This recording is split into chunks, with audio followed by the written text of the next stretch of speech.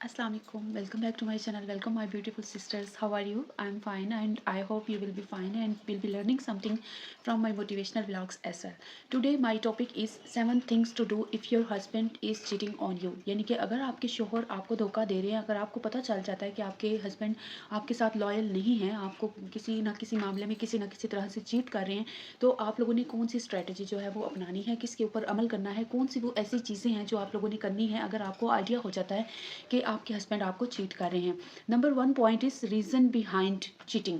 यानी कि आप लोगों ने सबसे पहले तो ये देखना है कि रीज़न क्या है कि जिस वजह से आपके हस्बैंड आपको इग्नोर कर रहे हैं। भाई क्यों कर रहे हैं, किस वजह से कर रहे हैं, इसमें भी इसको मैंने फर्दर डिवाइड किया है 2 से 3 पॉइंट्स में।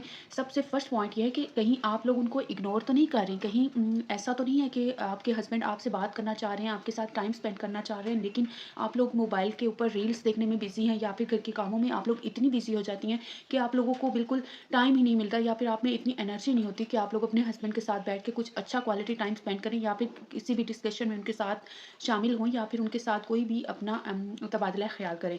तो आप लोगों ने इग्नोर नहीं करना अपने हस्बैंड को। और दूसरी बात कि आप लोगों ने देखना है कि आपके हस्बैंड अगर आपसे टाइम चाह रहे हैं, वो चाहते हैं कि आप उनके साथ कुछ ऐसा टाइम स्पेंड करें कि जब सिर्फ वो हों और आप हों, और आप आपस में जो डिस्कशन करनी हो, जो कम्युनिकेट आप लोगों ने आपस में करना हो, उसमें कोई भी जो फालतू चीज़ें होती हैं, फालतू बातें होती हैं, वो ना हो, या फिर कोई भी आप लोगों को काम की टेंशन ना हो। यानी कि आप लोग बिल्कुल फ्री होके अपने हस्बैंड से मिलें, उन्हें टाइम दें। नेक्स्ट है इज़्ज़त और अहमियत देना।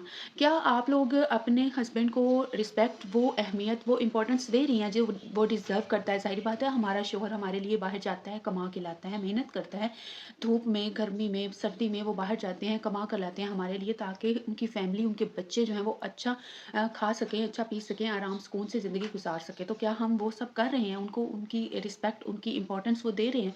क्या हम अपने हर डिसीज़न में उनका जो शमूलियत है वो ज़रूरी समझ रहे हैं? ये सारी चीज़ें जो है ना, ये इनके ऊपर आप लोगों ने गौर करना है, तभी जो शौहर हैं वो इग्नोर करते हैं अगर वो इन तीनों पॉइंट्स में से कुछ भी आप लोग मिस्टेक कर रहे हों।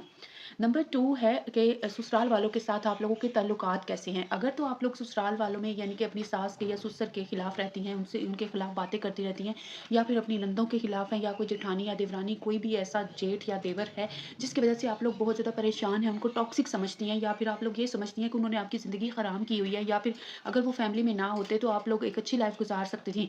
तो ऐसी चीज़ें अगर आप लोग करेंगी ना, अपने हस्बैंड को हमेशा मेंटली आप टॉर्चर करेंगी कि फ़लाँ ने मुझे ये कह दिया, अम्मी ने मुझे ये कह दिया, आपके बाबा ने मुझे ये कह दिया। तो इस तरह से जब आप लोग कंप्लेंट्स करेंगी ना, तो आप लोगों के जो रिलेशंस होंगे ससुराल के साथ, वो और भी ज़्यादा वीक होंगे, स्ट्रॉन्ग नहीं होंगे।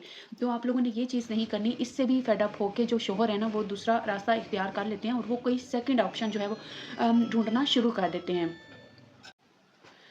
तो माय ब्यूटीफुल सिस्टर्स, आप लोगों ने ससुराल में अपना जो रिलेशन है ना सबके साथ इतना स्ट्रॉन्ग बनाना है, इतना अच्छा बनाना है कि सब आपको सिर्फ अप्रिशिएट ही करें, कोई भी आपके बारे में कोई बुरा लफ्ज़ ना कह सके। नंबर 3 है कि शोहर की राय और फैसले को अहमियत देना। क्या आप अपने शोहर की राय, जो भी वो आप लोगों के साथ किसी भी बात पे डिस्कशन करते हैं, या फिर आप लोगों के साथ कोई भी डिस्कशन करने के बाद अगर कोई डिसीजन लेते हैं, तो क्या आप उसको मानती हैं, उसको एक्सेप्ट करती हैं? उनके फैसले को अहमियत देती हैं, या फिर उनकी किसी भी बात को इतनी इंपॉर्टेंस आप लोग देती हैं कि आपके हस्बैंड जो है वो आपसे और भी ज़्यादा क्लोज हों, और आप लोगों की और भी ज़्यादा रिस्पेक्ट करें, आपकी आपस का कनेक्शन और भी ज़्यादा स्ट्रॉन्ग हो। अब अगर अभी नहीं किया, तो आप लोगों ने ये आज से करना स्टार्ट कर देना है। इंशाल्लाह आप लोगों का रिलेशन और भी ज़्यादा स्ट्रॉन्ग और खूबसूरत हो जाएगा।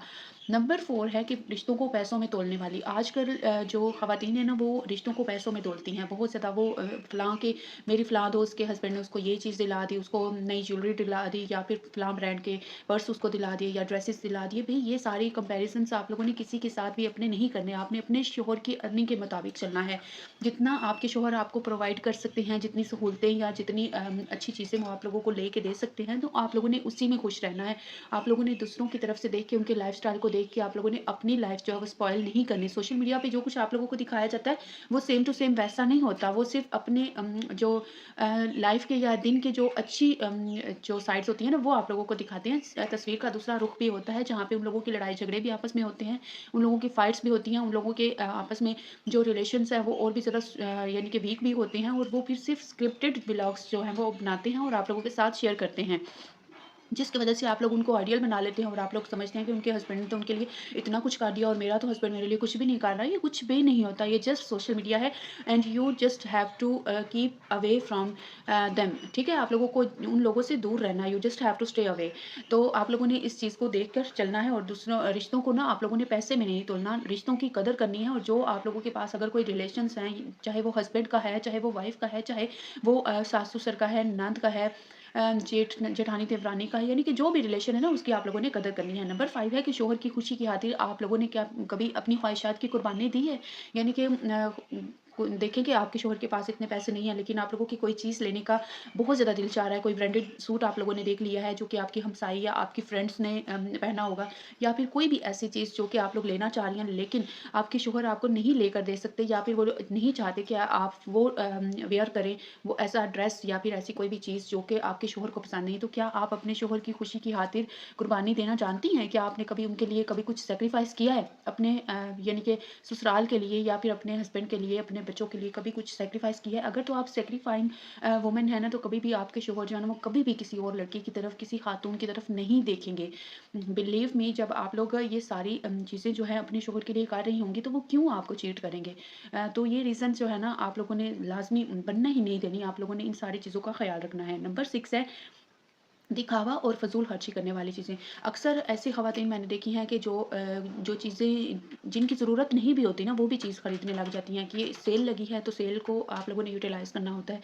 हाँ, अच्छी बात है, सेल को यूटिलाइज़ करना भी चाहिए। जो चीज़ आप लोग वैसे इतनी महँगी 5000 की नहीं ले सकते, जब वो सेल में लगी हो तो वो काफ़ी ज़्यादा लेस प्राइस में आप लोगों को मिल जाती है, करना भी चाहिए। लेकिन इतना भी नहीं कि आप लोगों के पास अगर ज़रूरत के यानी कि कपड़े, पर्स, जूते वग़ैरह सब कुछ है, लेकिन जब सेल लगी है तो आप लोगों को दोबारा से वो चीज़ें चाहिए।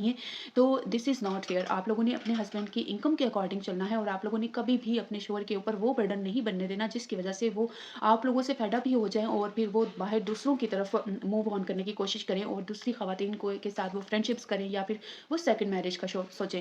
ठीक है? तो ये सारी बहुत छोटी-छोटी सी हैबिट्स होती हैं। बिल्कुल खवातीन को इस चीज़ का नहीं आइडिया होता कि उनके हस्बैंड जो हैं वो किस तरह के वो टॉक्सिक रिलेशन में वो बन चुके हैं और वो कितना इस रिलेशन को यानी कि चाह रहे हैं कि वो अच्छे से अच्छा हो जाए, निभाने की कोशिश कर रहे होते हैं, लेकिन आप लोगों की इन छोटी हैबिट्स की वजह से ही ऐसा नहीं हो पा रहा होता। तो माय डियर सिस्टर्स, अपने रिलेशन को और भी ज़्यादा स्ट्रॉन्ग बनाने के लिए और भी ज़्यादा अच्छा करने के लिए you just have to follow these tips.